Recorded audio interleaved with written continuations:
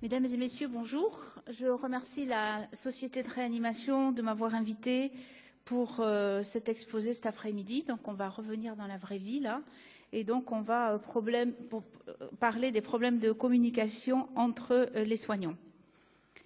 Donc, je n'ai bien sûr aucun conflit d'intérêt sur le sujet. Et je vous propose le plan suivant. Donc, quelle communication dans les services ? Quelles conséquences pour les soignants et également les patients, et est-ce qu'on peut mieux faire? Alors, on travaille dans un service qui a une spécificité très particulière, parce que d'abord, on est une équipe multidisciplinaire, on est très souvent très nombreux, on est dans un milieu de très haute technicité, on prend des décisions qui sont difficiles, les décisions de fin de vie.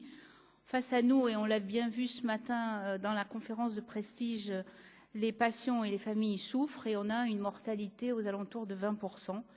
Donc cette équipe a besoin d'un leader médical et paramédical, et je vais beaucoup insister tout au long de mon exposé sur cette nécessité. Une équipe, c'est un groupe d'individus qui vont être indépendants dans leurs différentes tâches, mais qui vont tous avoir la responsabilité du soin du patient et du devenir du patient. Et au sein de l'hôpital, on est une petite entité sociale, le service, au sein d'une entité qui est beaucoup plus large, qui est l'hôpital. Et donc, il va falloir qu'on ait des relations entre nous, qu'on communique entre nous, mais aussi qu'on communique avec le reste de l'hôpital. Et donc, le travail en équipe, c'est d'abord un leadership, comme je viens de vous le dire, pour que les décisions soient prises, pour que ces décisions soient communiquées au reste de l'équipe, de façon à avoir une coordination dans nos comportements, mais aussi une pensée commune, des actions communes qui vont être données aux nouveaux arrivants, enseignées aux nouveaux arrivants pour construire un esprit d'équipe, une culture de service et une culture de la sécurité. Et tout ceci, bien sûr, pour le soin du patient.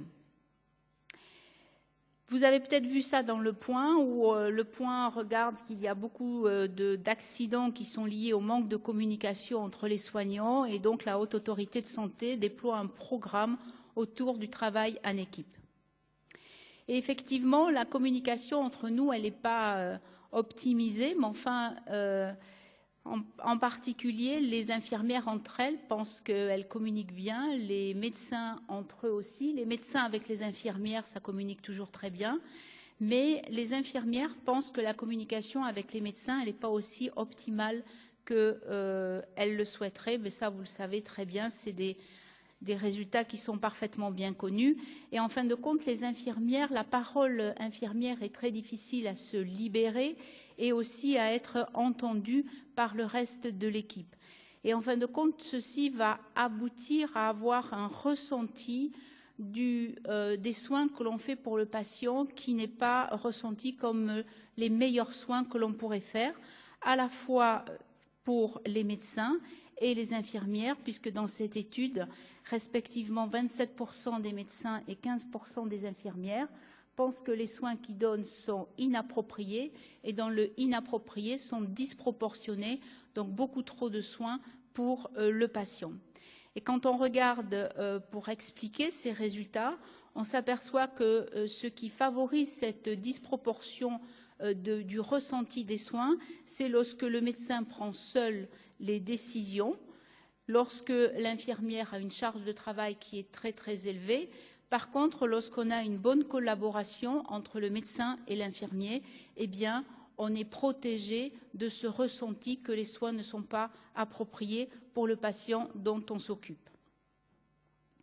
Et ces difficultés sont bien sûr cristallisées dans les décisions de fin de vie, puisque cette étude a montré que le ressenti entre les médecins et les infirmières est différent dans la satisfaction des décisions de fin de vie qui sont prises, dans la collaboration également entre les médecins et les infirmières dans cette discussion multidisciplinaire, et enfin dans la prise en compte de la parole infirmière.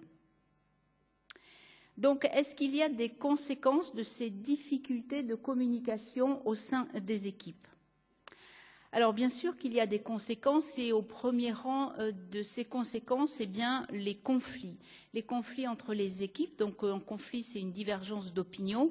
Et ici, dans cette étude qui est faite en fin de vie, on s'aperçoit que 78% de ces décisions, il y a un conflit, et ce conflit, eh bien, sur une décision quasiment sur deux, 48%, eh bien, c'est entre les membres du staff.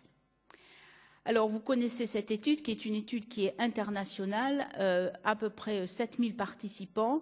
On voit que 70% de ces participants rapportent un conflit, et au premier rang de l'explication de ces conflits, on a un problème de communication entre les équipes.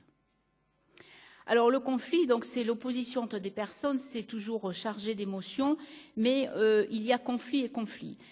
Une équipe qui n'a pas de conflit, c'est une équipe qui ronronne, il n'y a aucun changement possible, il n'y a pas de discussion. Quand il y a trop de conflits, là, l'équipe quasiment a un risque de désintégration. Donc il faut rester, j'allais dire, au milieu. Il faut que le conflit puisse être créatif, puisse être aussi propice au changement. Donc comme les conflits sont quasiment inévitables dans les équipes, au moins essayons qu'ils soient utiles, c'est-à-dire qu'ils soient gagnants-gagnants, avec la préservation des relations entre les soignants et avec des résultats qui sont positifs à la suite des discussions qui ont été prises. Parce que autrement, si on laisse le conflit s'installer, on va laisser le stress s'installer dans les équipes, une satisfaction au travail qui ne va pas être bonne. Je vous rappelle qu'il y a des études qui montrent qu'il y a 40%, que ce soit des médecins ou des infirmières, qui veulent quitter la réanimation. Et donc, si on laisse cet état de stress s'installer, eh bien, on va arriver au syndrome d'épuisement professionnel. Et pour avoir un syndrome d'épuisement professionnel, il faut au moins avoir 1 à 5 ans de stress chronique pour les équipes avant qu'ils s'installent. Et quand on regarde les pourcentages de syndrome d'épuisement professionnel dans des équipes, je vous ai mis à la fois des études françaises et une étude qui a été faite en Suisse. On est entre 30 et 40%, que ce soit chez les médecins, chez les infirmières. En sachant que le syndrome d'épuisement professionnel a une symptomatologie qui est extrêmement riche, qui s'étale sur plusieurs années, dont le diagnostic est très difficile, et même avec des échelles de mesure, on peut avoir des difficultés à en faire le diagnostic. Et donc, il y a d'autres moyens de faire le diagnostic, et ce qui explique dans cette diapositive qu'on a des études avec des taux de syndrome d'épuisement professionnel largement au-dessous que ce qui a été publié avant. Il n'y a pas que le syndrome d'épuisement professionnel. Cette étude du groupe Famirea montre que le conflit va être associé aussi aux symptômes de dépression. Alors, ce n'est pas une dépression, je dis symptômes de dépression parce que, bien sûr, ça a été mesuré avec des échelles et il faut faire la différence entre ce qu'on mesure avec des échelles et puis la dépression qui a besoin d'un diagnostic clinique. Mais tout ceci pour vous dire que tous ces conflits vont aboutir à une souffrance du soignant au travail. Et cette souffrance au travail va, bien sûr, pouvoir être associée à une sécurité des patients qui n'est pas optimum. Ici, dans cette étude, ce sont des internes, donc avec 20% de conflits dans les équipes. Et plus vous avez des sources de conflits, plus vous avez ici, déclarés par les internes, des événements iatrogènes, donc là sans conséquence, et des événements iatrogènes avec conséquences en grille intermédiaire. Alors nous, on l'a regardé très récemment dans l'étude IATRO-REV, donc dans 31 réanimations en France, et avec 1500 soignants qui ont été interrogés, eh bien, on s'aperçoit qu'on a à peu près des symptômes de dépression, comme je viens de vous le montrer, aux alentours de 18%. On a regardé le syndrome d'épuisement professionnel avec 2 définitions différentes, ce qui explique des taux extrêmement différents entre ces 2 définitions.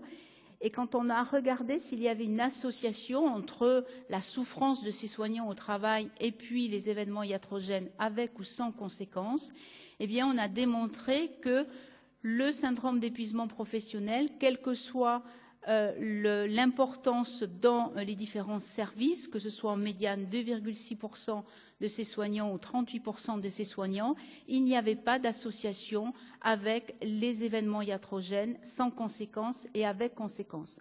Par contre, avoir plus de 15% des soignants dans une équipe qui ont des symptômes de dépression, eh bien, il y a une association avec les événements iatrogènes.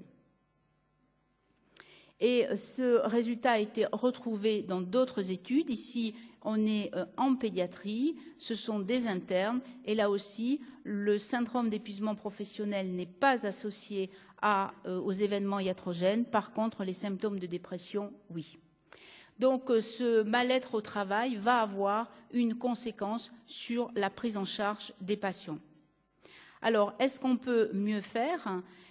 Ici, dans cette étude, toujours dans l'étude IATRO-REF, quand on regarde les différents domaines de la culture de la sécurité, eh bien, on s'aperçoit tout de suite que ce soit les paramédicaux ou les médecins, il y a un problème avec la perception du management du service, la vision à long terme ou à court terme du service, comment ce service va être organisé et comment c'est communiqué aux différentes équipes. Et en effet, le leadership dans une équipe est extrêmement important pour améliorer la communication, pour que tout le monde se sente bien au travail. Ce leadership va organiser le travail, va mettre les bonnes personnes dans les bons postes, donc va définir les tâches et les rôles, et donc va organiser l'équipe. Organiser l'équipe, c'est d'abord écouter avant de communiquer, écouter ses équipes et ses besoins, communiquer, les soutenir et les accompagner dans les périodes difficiles. Et on a des périodes difficiles en réanimation. Et quand tout va bien, il faut bien sûr déléguer. Une délégation indispensable parce que ça entraîne la motivation des équipes, ça valorise les personnes, ça permet d'être créatif et d'avoir une équipe dynamique. Et bien sûr, être toujours présent en cas de crise aiguë. Et c'est vraiment des conditions extrêmement importantes pour construire une équipe et un esprit d'équipe. Et ce leadership, il n'est pas uniquement interne pour le service, parce qu'il est responsable de l'ambiance du service. Avant que l'équipe managériale du service, avant qu'elle soit comprise, il faut d'abord qu'elle comprenne son équipe. Il faut qu'elle reste bien sûr open mind, ouverte à tout, et qu'elle soit le leader de toute une équipe neutre et objective.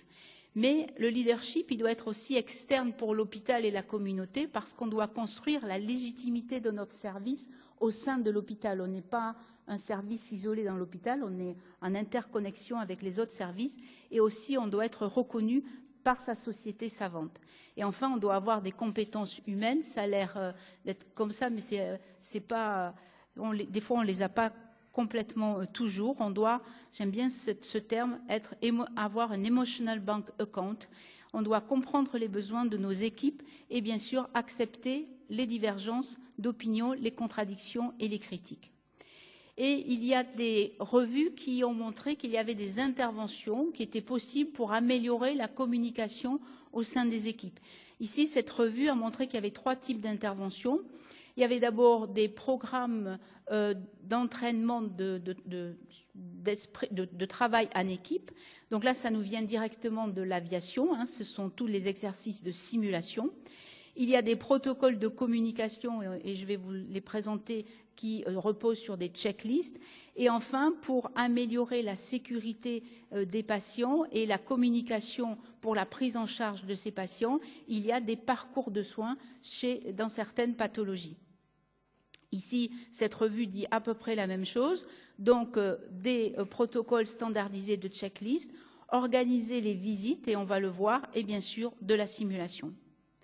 Alors, regardons cette étude qui est récente, qui regarde la mise en place de transmission, on va dire, ciblée, et avec en ligne de mire le taux d'événements iatrogènes et d'événements iatrogènes avec conséquences. Donc, c'est des transmissions ciblées avec 5 points.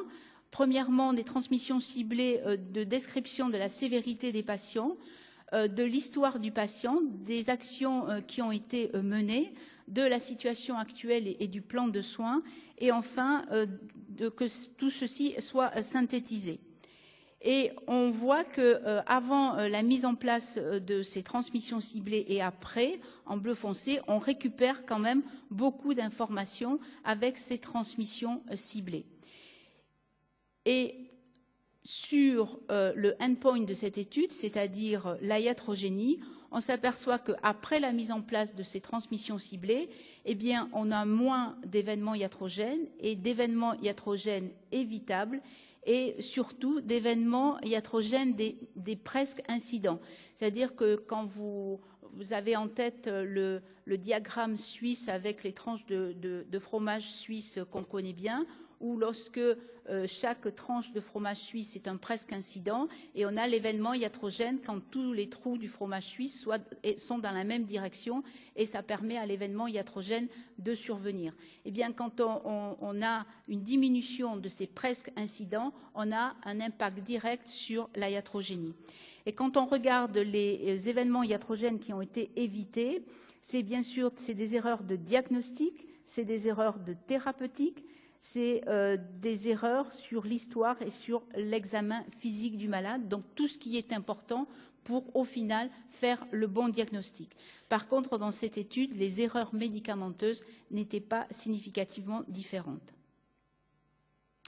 Regardons maintenant la checklist dans cette étude qui a été faite au Canada chez Deborah Cook sur la visite du matin. Donc au Canada, la visite du matin, il y a une infirmière donc, qui s'occupe du malade, il y a un pharmacien, un diététicien, un kiné, un réanimateur senior, un junior et un étudiant. Donc une visite qui est extrêmement musclée au lit du malade.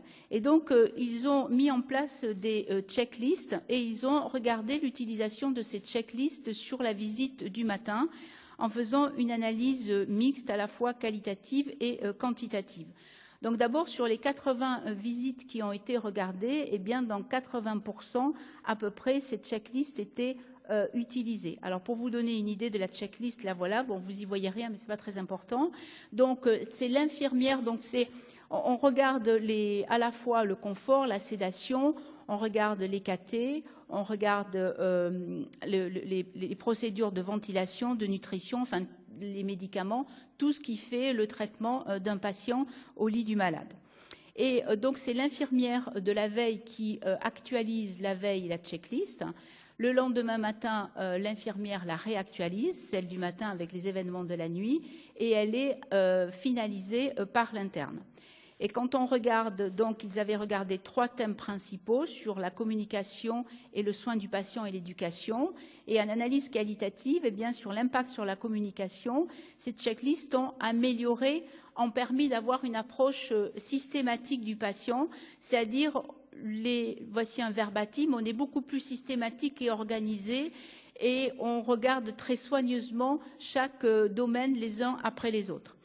Et aussi, ça permet de faciliter la discussion multidisciplinaire, c'est-à-dire c'est pas juste le médecin qui fait sa visite devant son auditoire, mais il y a une vraie interconnexion entre les différents membres de la visite en fonction des items de la checklist et ce qui vous revient. Et enfin, c'est un document centralisé sur l'état du patient et son plan de soins et qui peut être utilisé si vous n'avez pas eu le temps d'être à la visite du matin. Alors, dans ces visites du matin, il y a des recommandations avec des recommandations fortes dans ce papier. C'est-à-dire que la visite au lit du malade, pour améliorer la communication, elle doit déjà avoir un médecin et une infirmière. Là, ils disent en plus un pharmacien, parce qu'on est aux États-Unis, mais au moins d'être 2 et pas uniquement faire la visite avec juste les médecins, les internes, sans que l'infirmière soit avec nous. Deuxièmement, il faut que cette visite soit organisée. Ce n'est pas uniquement quand le médecin décide de faire la visite qu'elle peut commencer, parce qu'autrement, on ne peut pas s'organiser pour pouvoir y assister. Enfin, dans cette visite, si on est plusieurs, chacun doit avoir un rôle particulier de façon à pouvoir interconnecter, discuter et apporter son point de vue, de façon à prendre en charge globalement le patient. Et enfin, on peut utiliser des checklists. Vous voyez, c'est une recommandation qui est forte et on doit éviter de se disperser dans d'autres choses que d'être focalisé sur la visite et la prise en charge du patient. Enfin, il y a d'autres façons d'améliorer la communication, c'est les parcours de soins. Alors, je sais qu'en réanimation, quelquefois, le parcours de soins, ça peut ne pas nous intéresser, mais il y a quand même, par exemple, des pathologies comme la décompensation aiguë de la BPCO, où on peut rentrer dans ces parcours de soins. Ici, c'est une étude qui a été faite en Belgique, donc une étude qui est randomisée en cluster, avec un bras qui utilise le parcours de soins et un autre bras qui ne l'utilise pas. Ces parcours de soins ont été construits, bien sûr, en regardant la littérature. Ils ont été développés dans les centres avec parcours de soins pour les mettre en place. Et en fin de compte, les soignants qui ont été interrogés dans chaque bras ont montré que ces parcours de soins avaient amélioré la façon de prendre en charge ces patients, avaient diminué les conflits et en fin de compte avaient augmenté leur bien-être au travail en diminuant le syndrome d'épuisement professionnel. C'est-à-dire de mettre les bonnes personnes au bon endroit et que ces personnes connaissent parfaitement ce qu'elles ont à faire sur la prise en charge du patient. Donc la communication est améliorée et au final, le soin aux malades est également amélioré. Alors je voulais juste, mes 2 diapositives, vous montrer cette étude que j'ai trouvée assez amusante. C'est l'utilisation des emails au sein des équipes pour améliorer la communication. Alors bien sûr, ça ne remplace pas ce qui est la communication orale, ce qui est déjà dans les études, c'est quelque chose qui est en plus. Donc c'est au Canada, dans un service de réanimation qui est assez étendu, avec ils sont localisés sur 2 endroits à 150 mètres d'intervalle et il y a beaucoup de personnes qui travaillent et ils ont regardé uniquement les jours durant la journée. Donc BlackBerry qui a donné les téléphones n'a strictement aucun rôle dans les résultats de l'étude, hein. Donc je tenais à vous le mettre. Et les soignants qui ont été interrogés ont décrit si effectivement ils étaient satisfaits ou pas des emails qu'ils recevaient. C'est-à-dire qu'au lieu d'être interrompus dans les tâches qu'on fait au lit du malade par quelqu'un qui vient vous dire oralement, au fait, la perfusion de la chambre numéro 3 du malade qui est dans cette chambre, il faut la changer dans 1 heure, et où vous êtes obligé de prêter attention à ce qu'on vous dit alors que vous êtes en train de faire quelque chose. Ici, ils ont résolu le problème. C'était un soignant qui envoyait un email à un autre soignant en sachant qu'il recevait à peu près en moyenne 5 mails par jour, donc pas quelque chose de très très important, mais ça leur permettait de ne pas interrompre les tâches au moment où ça vibrait dans leur poche.